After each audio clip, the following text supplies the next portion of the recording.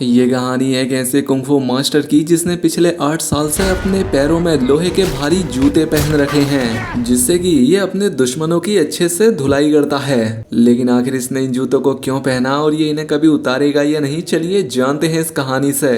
कहानी की शुरुआत होते ही हमने वोलिन नाम के एक कुंफू मास्टर को देखा। वो चीन की एक पुरानी पीढ़ी से था जिनके पैरों में बहुत ही ज्यादा शक्ति थी और वो पहली बार ही शहर में आया था और तभी कुछ गुंडे आइसक्रीम खाते बच्चे की परवाह ना करके वहां से गुजर गए। तो अब इसीलिए भी लिन उन गुंडों के पीछे जाने लगा। दरअसल वो गुंडे एक आदमी को मारने के लिए यहाँ आए थे, लेकिन इसने तो जाकर उस बच्चे की आइसक्रीम के पैसे ही इन गुंडों से मांग लिए।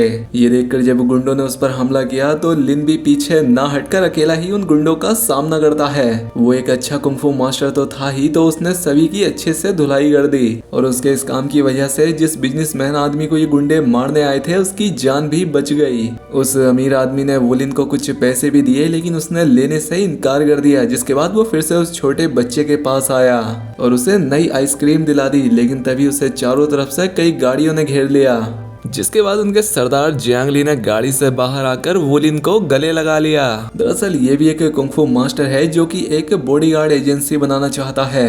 ये दोनों दोस्त बचपन में एक ही मास्टर से कुंफू सीखा करते और एक साथ ही ये बड़े हुए थे। लेकिन जियांग तो अब इस बड़े शहर में आ गया था और वो अपनी गुरु की सिखाई हुई सभी बातें भी भूल चुका है। फिर बातों में पता लगा कि जियांग ली ने वो गांव खुद से नहीं छोड़ा, बल्कि एक दिन उससे उसकी ट्रेनिंग में गलती हो गई थी तो गुरु ने ही उसे निकाल दिया था। अब वोलिन ने अपने मास्टर की अस्थियां दिखाते हुए उससे कहा कि हमारे गुरु मर चुके हैं, और ये बात सुनकर जियांग फूट फूट कर रोने लगा।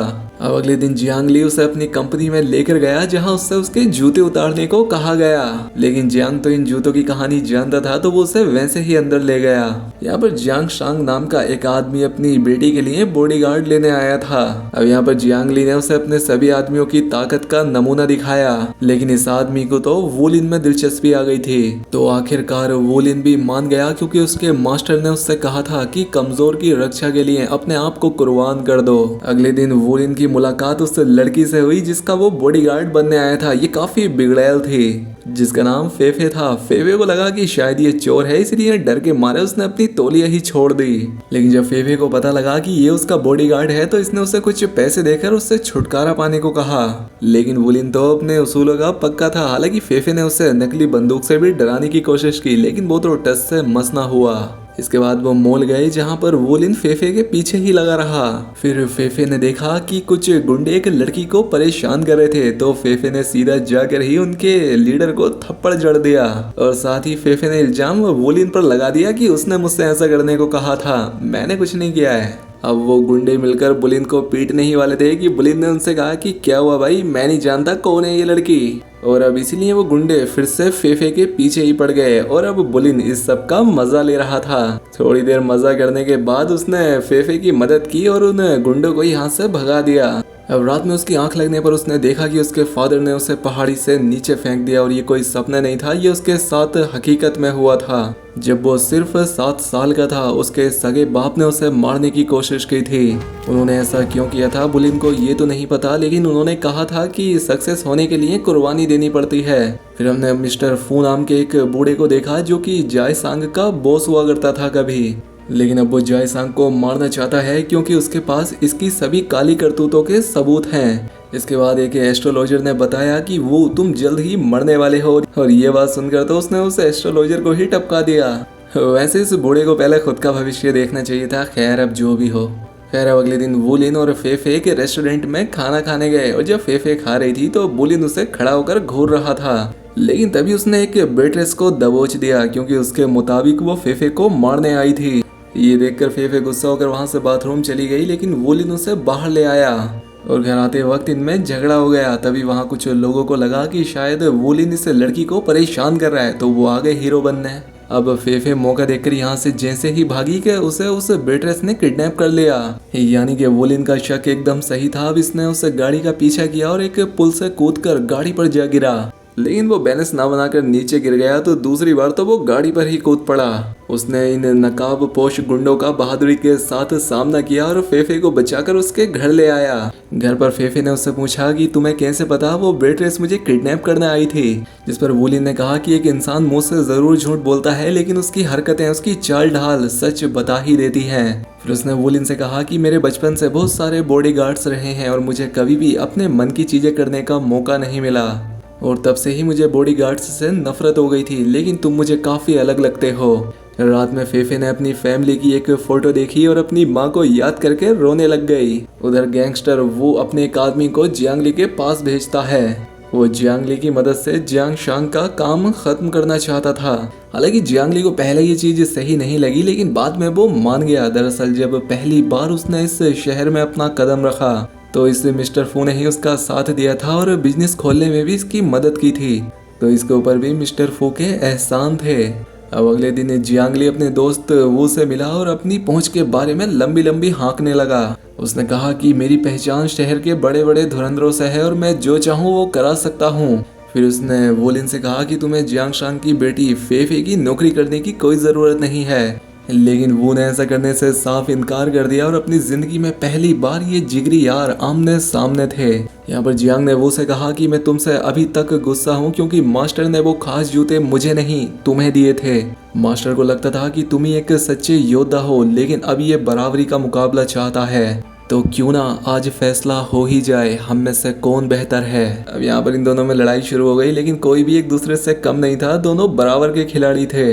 लेकिन वूलिन को तो एक खास कला आती थी, मास्टर का खास जो था। वूलिन के एक ही पंच से जियांग दूर जा गिरा और आखिरकार गुस्से में जियांगली ने कहा कि आज से हम भाई नहीं हैं और फिर वो चला गया। वूलिन जानता था कि फेफे की जान को खतरा है, इसलिए वो उसे एक सीक्रेट घर में ले आया। यहाँ पर कई दिनों तक वूलिन ने फेफे को भी कराटे सिखाए और उसने अपने जूतों के बारे में भी बताया कि मेरा एक जूता 25 किलो का है, मैंने 8 साल से ये जूते पहने हैं ताकि मैं सर्वशक्तिमान बन सकूं, और जिस दिन मैंने ये जूते उतारे मेरी बेड़ियां खुल जाएंगी, मेरी शक्तियों का कोई मुकाबला नहीं कर सकेगा। अब एक दिन वो और जियांगली को फेफे की लोकेशन का पता लग गया, लेकिन जियांग ये बात अच्छे से जानता था कि उसके आदमी वूलिन के सामने एक सेकंड भी नहीं टिक सकते।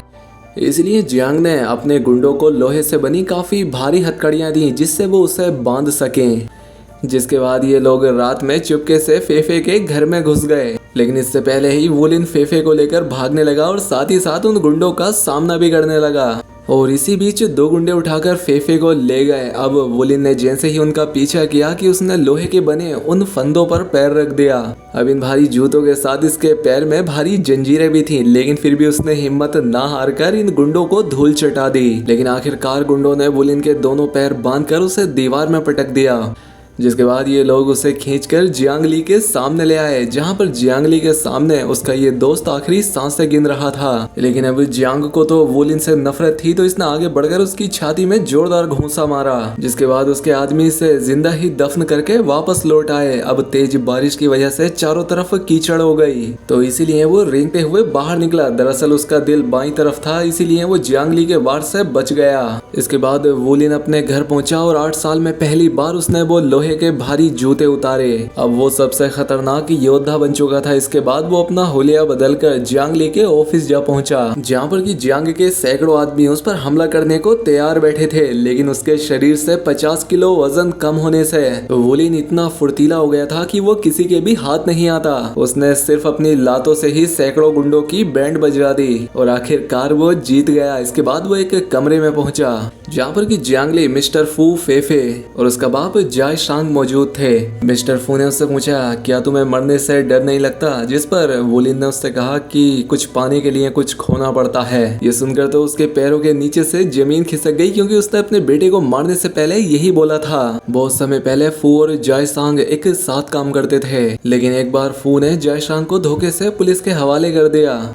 इस बीच उसकी वाइफ की जान भी चली गई थी और उसके बाद से जाय शांग फू से बदला लेने की फिराक में था। फू अपने बेटे वूलिन से बहुत प्यार किया करता था, लेकिन एक दिन उसने देखा कि उसके बेटे वूलिन ने एक खतरनाक जानवर को सिर्फ अपनी आंखों से घूर कर भगा दिया। फिर एक दिन एक एस्ट्रोलॉजर ने उसे बताया कि तुम्हारा बेटा ही तुम्हारी मौत की वजह बनेगा, और इसीलिए उसने अपने ही बेटे को मारने की कोशिश की थी। हालांकि उस वक्त वूलिन एक छोटा बच्चा था। लेकिन आज अपनी आंखों के सामने वोलिन को देखकर फू हंसने लगा क्योंकि उस एस्ट्रोलॉजर की बात सच निकली थी। अब फू ने गोली चला दी लेकिन जियांग ली बीच में आ गया। दरअसल वो फू की कठपुतली बनकर काफी थक चुका था। उसने कहा कि मैं अकेला ही वोलिन का सामना करके उसकी शक्तियों को परखना चाहता हूँ, कितना ताकतवर है ये। अब इनमें जबरदस्त लड़ाई शुरू हो गई लेकिन जियांग ली भी इस बार अनोखे दास्ताने पहनकर आया था। लेकिन आखिरकार वोलिन जियांग को अच्छे से धोने लगा और जैसे ही वो हारने वाला था कि फू ने उससे गोली मार दी। जियांग ने आखिरी सांसें लेते हुए वोलिन से कहा कि तुम्हें जिंदा रहकर हमारे गुरु की जगह लेनी होगी क्योंकि आयरन लेग कुंग-फू आर्ट कहीं गायब ना हो जाए। अब ये सिर्फ 2 लोग ही जिंदा बचे थे। अपनी आंखों के सामने मौत देखकर वो ने वोलिन से समझौता करने की कोशिश की लेकिन अब इसका कोई मतलब ही नहीं था और आखिरकार वोलिन उसका काम खत्म करने ही वाला था लेकिन वो रुक गया क्योंकि उसके मास्टर ने उसे समझाया था कि निहत्थे पर कभी भी वार मत करना। वो इतना गिर नहीं सकता था तो वो उसे जिंदा छोड़कर ही लौट आया और उसने अपने दोस्त की अस्थियों को पहाड़ से उड़ाकर उसे आखिरी फेयरवेल दिया। तो दोस्तों आपको कैसी लगी इस फिल्म की कहानी हमें कमेंट करके जरूर बताएं। चैनल पर पहली बार आए तो चैनल को सब्सक्राइब भी कर लें। मिलते हैं अगली शानदार वीडियो में।